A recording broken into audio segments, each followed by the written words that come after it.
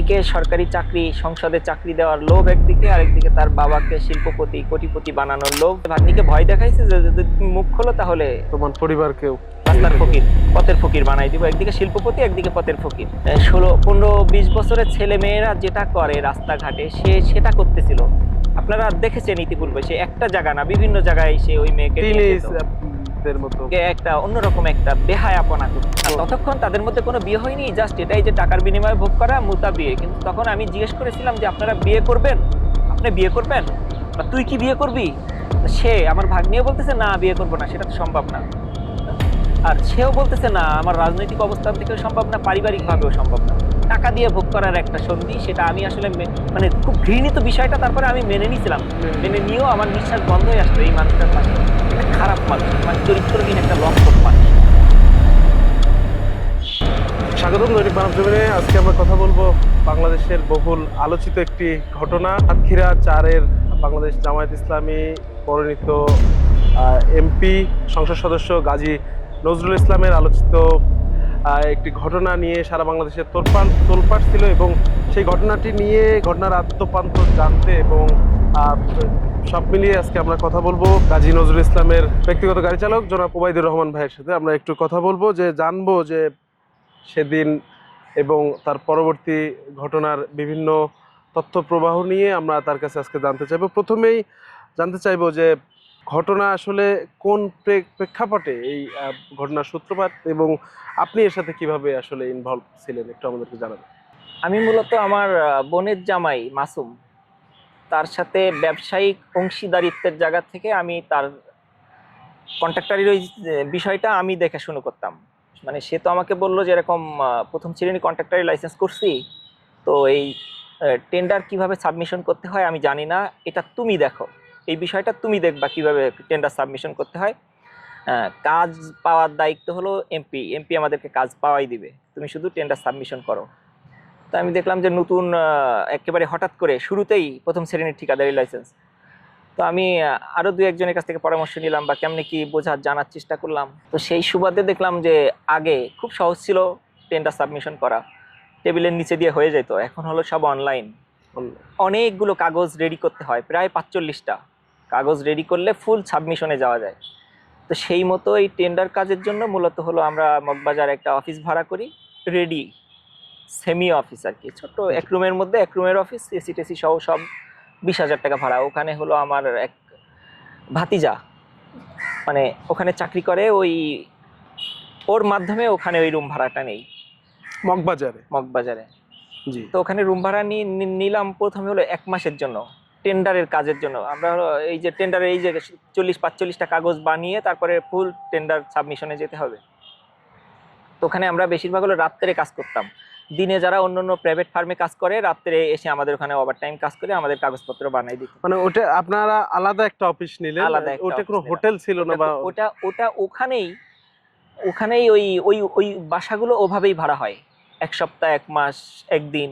মগবাজারের এই বাসাগুলো এভাবেই ভাড়া? হ্যাঁ, তখন আমি জানতাম না এই যে 1 দিনের জন্য, 1 সপ্তাহের জন্য যে এভাবে ভাড়া হয়, জানতাম না। তো ওখানে ও চাকরি করে, আমার ভাতিজা। সেই সুবাদে ওর সাথে আমি যখন আলাপ করি এই টেন্ডারের বিষয়ে, ও বলে ঠিক আছে তাহলে এখানে একটা অফিস নিলে আমাদের এই কাজগুলো গোছাতে সহজ হবে। সেই মতো আমরা অফিস নিয়ে প্রথমে 1 মাসে আমাদের কাজ শেষ হয়নি, তো আরও 1 মাসের জন্য ভাড়া নেই, নিয়ে তার মধ্যে আমাদের কাজ শেষ হয় এবং আমরা 5টা টেন্ডার সাবমিশন করি ফাইনালি। তো প্রথমটাতে আমাদের একটু ভুলের কারণে এলজিইডিতে ওটা আমরা কাজ পাই না, পরবর্তী 4টা হলো এখনো পেন্ডিং আছে, এখনো ফলাফল কি হয়েছে জানি না। তো ওই 4টা আমাদের পাওয়ার জন্য এমপি মহোদয় ওই ইঞ্জিনিয়ারকে, সাতক্ষীরা জেলা শ্যামনগর থানা শিক্ষা প্রকৌশলীকে মানে আমাদের কাজ দেওয়ার জন্য তাকে আসলে নিয়ে যাওয়া হয়, ওখানে করে ওখানে নিয়ে যাওয়া হয়। শ্যামনগর থানার যে শিক্ষা প্রকৌশলী, তাকে আসলে বদলি করায়া ওখানে নিয়ে যাওয়া হয়, আমাদের বাসার থেকে খাওয়া দাওয়া করায়, এই মাসুমের বাসার থেকে খাওয়াইয়া তারপরে ওখানে নেওয়া হয়, এই সত্ত্বে যে সে আমাদেরকে কাজ দেবে। এবং ওনার বরাবর 4টা টেন্ডার সাবমিশন করা আছে, এখনো আছে। আচ্ছা, সেটা পেন্ডিং ছিল, সেটা এখনো ওনার টেবিলে ফাইলগুলো। তো সেই সুবাদে আমি এটার সাথে জড়িত। তারপরে যখন জানতে পারলাম যে এই কন্ট্রাক্টরি লাইসেন্স করে দিচ্ছে, তারপরে কাজ ধরে দিবে, ব্যাংকের লোন করাইয়া দিবে, ইত্যাদি অনেক সুযোগ সুবিধা দিবে, তারপরে যখন দেখলাম যে এটার মধ্যে সে এমপি নিজেই অন্য একটা গেম খেলতেছে তার মেয়ের সাথে, মানে তার নাতনির সাথে, মাসুমের মেয়ের সাথে, তখন আসলে বিষয়টা আমি মেনে নিতে পারিনি। মানে এটা কি আপনি প্রথম থেকেই বুঝতে পেরেছিলেন কিনা যে প্রথমে বুঝতে পারিনি, এই ঘটনা আরো তো 3-4 মাস আগে থেকে চলতেছিল। তা আমি বুঝতে পারি 18ই জুন। আচ্ছা, বুঝতে পারি না, মানে কোনো একটা, মানে কিছুতে আমার সন্দেহ হয় যে এটা কেন হলো ওনার কার্যক্রমে এগুলো যে কার্যক্রমে। তো তারপরে 18 থেকে 21 এই 3 দিন আমি অনুসন্ধান করে বের করে ফেলি যে উনি আমার ভাগ্নির সাথে অনৈতিক সম্পর্কে আছে, এবং ভাগ্নিকে সরকারি চাকরি, সংসদে চাকরি দেওয়ার লোভ একদিকে, আরেকদিকে তার বাবাকে শিল্পপতি কোটিপতি বানানোর লোভ, অন্যদিকে ভয়, ব্যবসায়িক প্রতিষ্ঠান দাঁড় করে দেওয়ানো, অন্যদিকে ভয় অন্যদিকে যে ভয়। রাস্তার ফকির, যদি তুমি মুখ খোলো, মানে ভাগ্নিকে ভয় দেখাইছে যে যদি তুমি মুখ খোলো তাহলে তোমার পরিবারকেও রাস্তার ফকির, পথের ফকির বানাই দিব, একদিকে শিল্পপতি একদিকে পথের ফকির, এভাবে তাকে ফোর্স করে। আপনি ওনার তো ব্যক্তিগত গাড়ি চালক ছিলেন, আপনি তার সাথে জয়েন আসলে কোন সূত্রপাতে, কখন থেকে? আসলে আমি তার ব্যক্তিগত গাড়ি চালক হিসাবে ছিলাম না, সেটা সে, আমি যখন সবকিছু জেনে ফেলি, সবকিছু জানার পরে সে আমার কাছে একরকম মাপ চায়, তারপরে আমাকে বিভিন্নভাবে লোভ দেখায় যে 5টা বছর তুমি আমার সাথে থাকো, আমার ব্যক্তিগত সহকারী হিসাবে, মানে PA2 হিসাবে অনেক জায়গায় আমাকে পরিচয় করাই দিছে, যেমন ইবনে সিনা শঙ্করের হাসপাতালে, তারপরে মিরপুর দাঁতের ডাক্তারের ওখানে, এই 5 দিনের মধ্যে, মানে জাস্ট এই 5 দিন হলো আমি তার সাথে ছিলাম আসলে প্রমাণ সংগ্রহ করতে। প্রমাণ সংগ্রহ। আপনি আসলে এই আমরা যে ফুটেজগুলো, প্রথম ফুটেজ যেটি ভিডিও আকারে সারা বাংলাদেশে মানুষ যেটি নিয়ে খুব উৎকণ্ঠা থেকে তোলপাড় বাংলাদেশ, ওই ফুটেজটার একটু আদ্যপান্ত জানতে চাই, ওই ভিডিওটার যে এটা তো জেনে গেছেন, আমি তো ইতিপূর্বে বলেছি, এটা একটু আপনারা আমাদেরকে জানতে তো বাকি নাই। একটু আমাদের জানাবেন যে আসলে ওই সেটা কোন, কিভাবে আসলে আপনার এই মাথায় এলো যে এভাবে আপনি মাথায় এলো, সংগ্রহ একদিকে collect হলো করলেন? সে যেটা বলবে সেটাই আইন, আমি যেটা বলবো সেটা কিছুই না,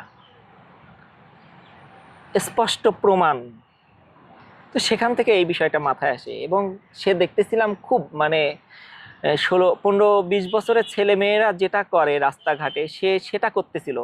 আপনারা দেখেছেন ইতিপূর্বে, সে একটা জায়গা না, বিভিন্ন জায়গায় সে ওই মেয়েকে নিয়ে যেত, দের মতো একটা অন্যরকম একটা বেহায়াপনা করতো। তো সেখান থেকে এই যে এই যেটা করতেছে, এটার এর থেকে শক্ত কোনো প্রমাণ। আর তখনই যেমন দিশাতে ওদিন আমি তাকে খুব অনেক বকাঝকা করি যে আপনি এমন করতেছেন কেন, আপনি তো আর ছেলে মানুষ না। তো তখনই আমাকে বলে যে ঠিক আছে, তাহলে আমাকে একটা রুম ভাড়া করে দাও। তো রুম আসলে আমি 1 মাসের জন্য ভাড়া করিনি, আমি 1 দিনের জন্যই ভাড়া করি।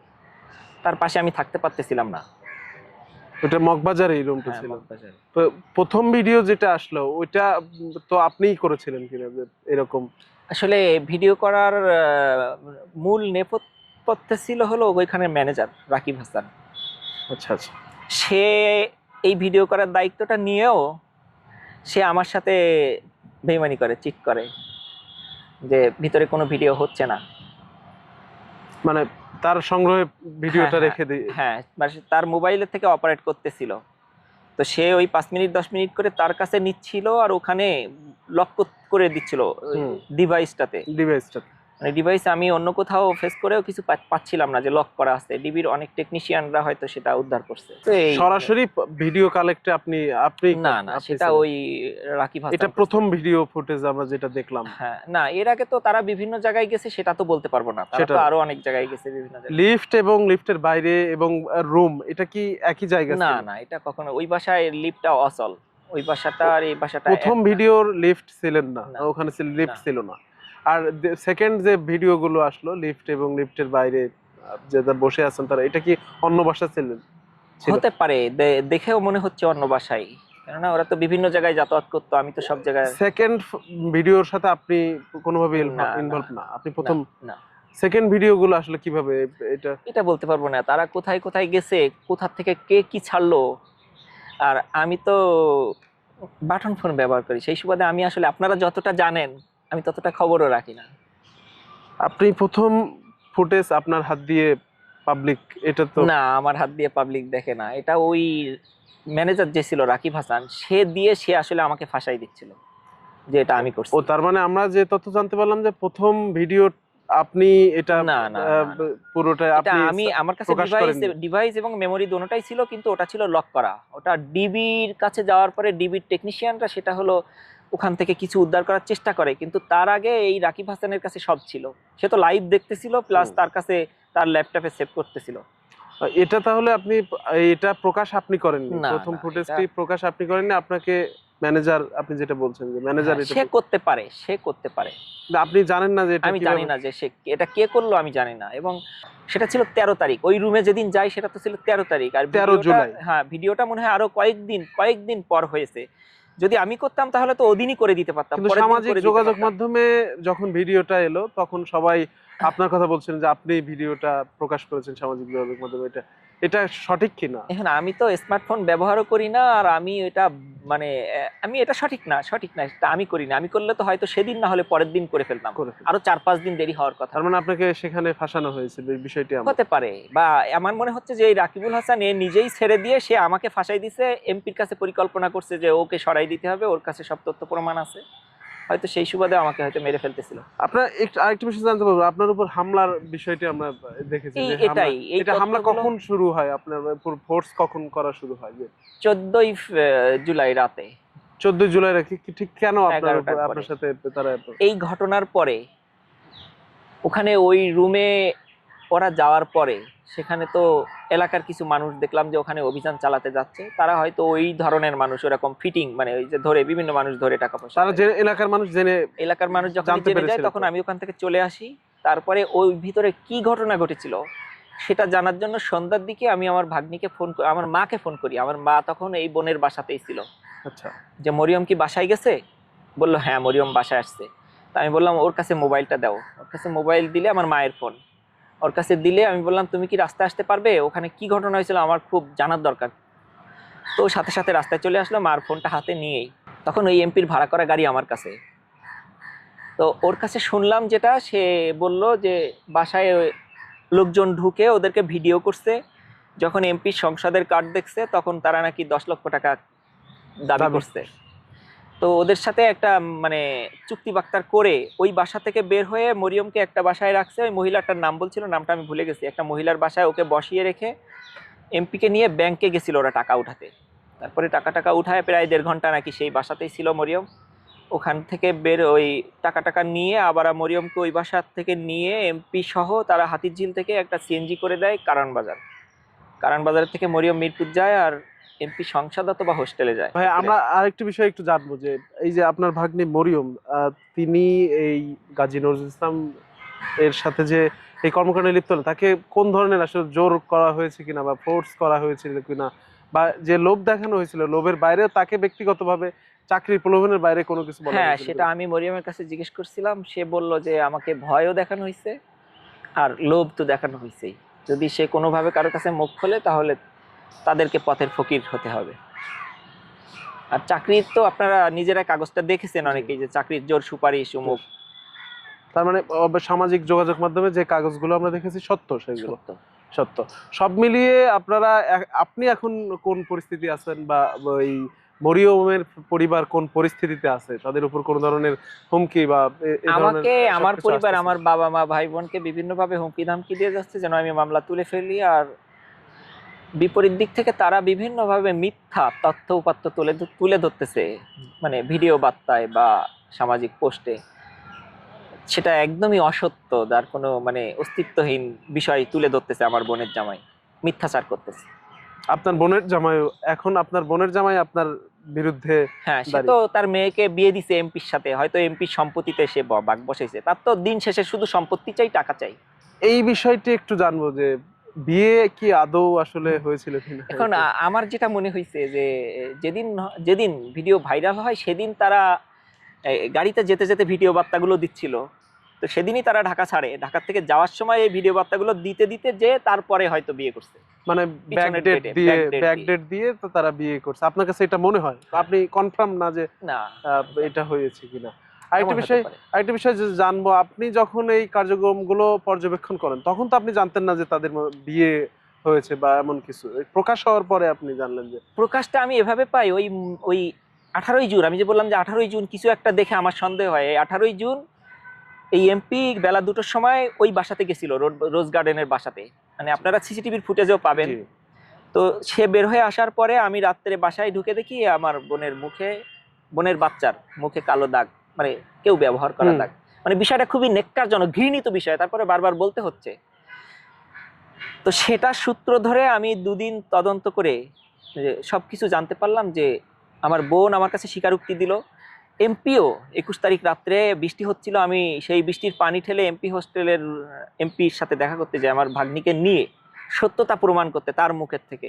তো সেও সব স্বীকার করলো যে হ্যাঁ, তার আগে যে একটা দোতলায় বাসা ছিল, ওই দোতলায় বাসা থাকতে থাকতে তাদের মধ্যে শারীরিক সম্পর্ক হয় এবং ভুল করছে, সেই ভুলের স্বীকারও করে, তার নিজের পক্ষে কয়েকটা যুক্তি তুলে ধরে, তারপরে আমাকে হাতে রাখার লোভ দেখায়।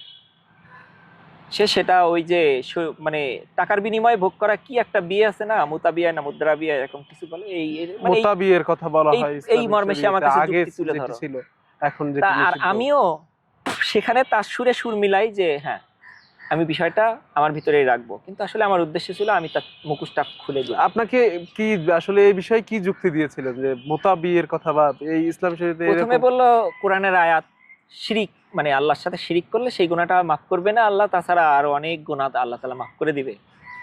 আর দ্বিতীয়ত এটা ইসলামে জায়েজ আছে, এটা মানে আমরা দুজনে ঠিক থাকলে সব ঠিক আছে। তিনি এই কাজটাকে কোরআনের আয়াত এবং ফতোয়া দিয়ে তার পক্ষে, মানে সে তার মধ্যে আমি কোনো অপরাধ বোধ দেখিনি। সে আমাকে ক্ষমা চাচ্ছিল আমার কাছে যে ভুল করছি কিংবা এক জায়গায় থাকতে থাকতে হয়ে গেছে, তারপরে আবার নিজের পক্ষে যুক্তি দিয়েও পরে আমি যখন তার সুরে সুর মিলাই, সে তখন আমাদের 3জনকে একসাথে জড়ায় ধরে, দেখলাম সে খুব হ্যাপি। আমি যখন তার সুরে সুর মিলাই, আমি যখন মেনে নিই তার এই মুতাবিয়াটাকে। আপনি ইনভেস্টিগেশনের স্বার্থে, তদন্তের স্বার্থে আপনি এটা মেনে নেন যে সেদিন প্রথম যখন আমি তার রুমে ঢুকি তখন আমি খুবই রেগেছিলাম তখন।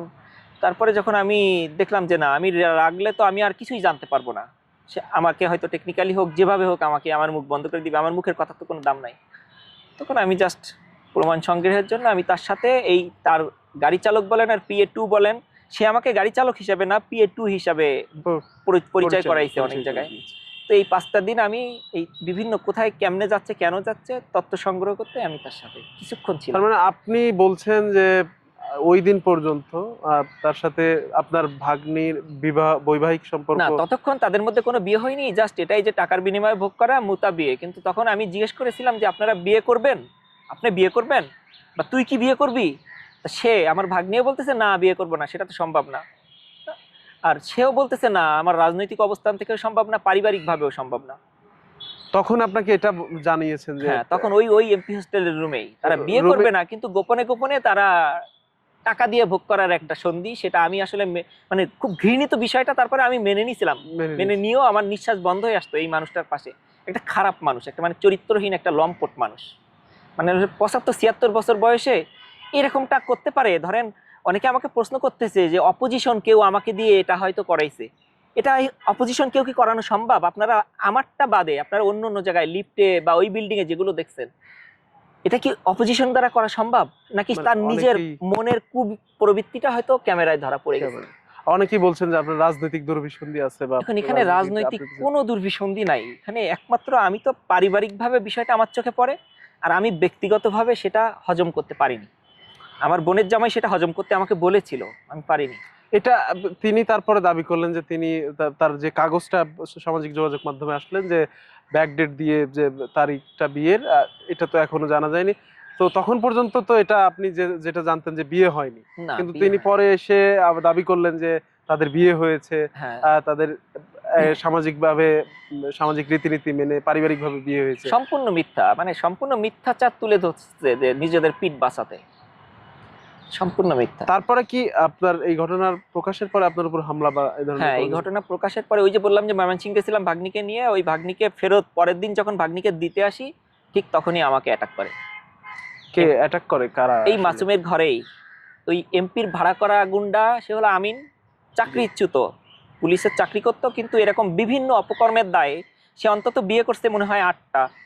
তো ওই বিষয়টা না যাই, তো বিভিন্ন অপকর্মের দায়ে মানুষের জমি দখল করে ইত্যাদি ইত্যাদি, মানুষের নামে মিথ্যা মামলা দেয়, নিজে পুলিশ, সবকিছু জানে, জেনে বুঝে মানুষকে হয়রানি করে। তো এই সমস্ত করার পরে তার চাকরি চলে গেছিল। এখন সে বিভিন্ন কারণে অকারণে এমপির পিছে পিছে ঘুরতো, মানে তার চাকরির ফেরত নেওয়ার সুপারিশ করার জন্য, যে আর একটাবার তাকে আত্মসমালোচনা করার সুযোগ দেওয়া হোক। তো সেই মর্মে সে হলো এমপির হুকুম তাবিল করতো। তাবিল করত। সব মিলিয়ে এখন যে পরিস্থিতি, আপনি আসলে কি বলতে চান এখন এই এমপির এই ঘটনায়, এই ঘটনাকে প্রত্যক্ষ করে আপনি আসলে কি দাবি জানান বা কি বলতে চান? এটা আসলে আমি বলতে চাই, কিছু লোভী মানুষ, যেমন আমার বোনের জামাই, বোনের মেয়ে, তারা প্রচন্ড টাকার লোভ, মানে উচ্চভিলাসিতার লোভে অন্ধ হয়ে যাচ্ছিল। আর একদিকে ওই চরিত্রহীন লম্পট মানুষটা ছিল ক্ষমতার দাম্ভিকতায় হোক আর যেভাবে হোক কুপ্রবৃত্তিতে সে মানে মগ্ন ছিল। দেশ নিয়ে মানুষের মানে জনগণের কাজকর্ম, মানে যে দায়িত্বটা তার, যে চেয়ারটা তার, সেটার বাইরে সে শুধুমাত্র এই কুকর্মে লিপ্ত ছিল। এখন এই মানুষটার উপযুক্ত শাস্তি চাই। এটা মানে সত্য মিথ্যা তথ্য উপাত্ত সমস্ত সবকিছু যাচাই বাছাই করে, এখন তো মিথ্যা বলার কোনো দিন নাই। আমি যা বলতেছি আপনারা মিলান, সমস্ত প্রমাণাদি সব বিভিন্ন জায়গায় আছে, আপনারা দেখে শুনে তদন্ত করে আপনাদের মাধ্যমে প্রশাসন এটাকে সঠিক একটা বিচারের আওতায় এনে তাকে শাস্তি দেওয়া হোক। আরেকটা বিষয় জানবো যে তিনি বাংলাদেশ জামায়াত ইসলামীর মনোনীত এমপি ছিলেন এবং বাংলাদেশ জামায়াত ইসলামীর রাজনীতির সাথে তিনি জড়িত ছিলেন। তো বাংলাদেশ জামায়াত ইসলামীর সাথে এই বিষয়ে আপনার কোনো ধরনের কথা হয়েছে কিনা, বা তারা আপনাকে কোনোভাবে ডেকেছিল কিনা, বা আপনি গিয়েছিলেন কিনা?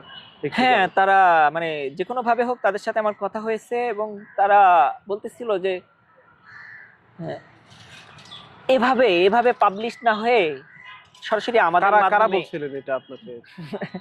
এটা আসলে জামাতেরই ঊর্ধ্বতন দায়িত্বশীলরা, জি। যে এভাবে পাবলিশ না করে আমাদের কাছে দিতে পারতেন, আমরা এই ব্যবস্থা নিতাম। জাস্ট তাদের রাজনৈতিক যে একটা ক্ষতি তো হয়েছেই, সেখান থেকে হয়তো তারা এমন ভাবতেছে। তারা হয়তো দলীয়ভাবে বিষয়টা এভাবে জনগণের সামনে হয়তো আনতো না। কিন্তু আমি তো আর কোনো রাজনীতি করি না, আমি আসলে রাজনৈতিক ভাবেও আসিনি। আমাকে মেরে ফেলতেছিল, মেরে ফেলার এক পর্যায়ে আমি বেঁচে গেছি। তারপরে আমার যেভাবে বাঁচতে হবে, আমি বাঁচার জন্য আচ্ছাড়ায় প্রার্থনা করছি। তখন হয়তো তদন্তের ক্ষেত্রে সব বের হয়ে যাচ্ছে একের পরে। এখন তো আপনার সেই বোনের সাথে সম্পর্ক ছিন্ন, বোন জামাইয়ের সাথে সম্পর্ক ছিন্ন, পারিবারিকভাবে কোনো চাপ বোধ করছেন কিনা, বা সামাজিকভাবে এলাকায় কোনো চাপ? পারিবারিকভাবে হ্যাঁ, পারিবারিকভাবে আমার অন্য অন্য বোনদের বা আমার মা বাবাকে বিভিন্নভাবে আমার মামলা তুলে নেওয়ার কথা বলতেছে একদিকে, আর আরেকদিকে হলো আমাকে শেষ হয়ে যেতে হবে, আমার কোনো অস্তিত্ব থাকবে না, এরকম। আর মিথ্যা চাপ তো এলাকায় কোনো চাপ বোধ করছেন কিনা? আসলে এলাকায় আমি তো অনেক বছর যাই না, আমি 17-18 বছর ধরেই ঢাকায়। এলাকায় আমি যাই না, আর এলাকার মানুষের সাথে, যেমন আমি তো এই সামাজিক যোগাযোগের বাইরের মানুষ, সেই জন্য আমার কারোর সাথে যোগাযোগ হয় না। অসংখ্য ধন্যবাদ আপনাকে দৈনিক মানব জমিনকে সময় দেওয়ার জন্য। আমরা দেশবাসীর কাছে তুলে ধরবো আপনার কথা। আজকে এই পর্যন্তই, আপনাকে অসংখ্য ধন্যবাদ।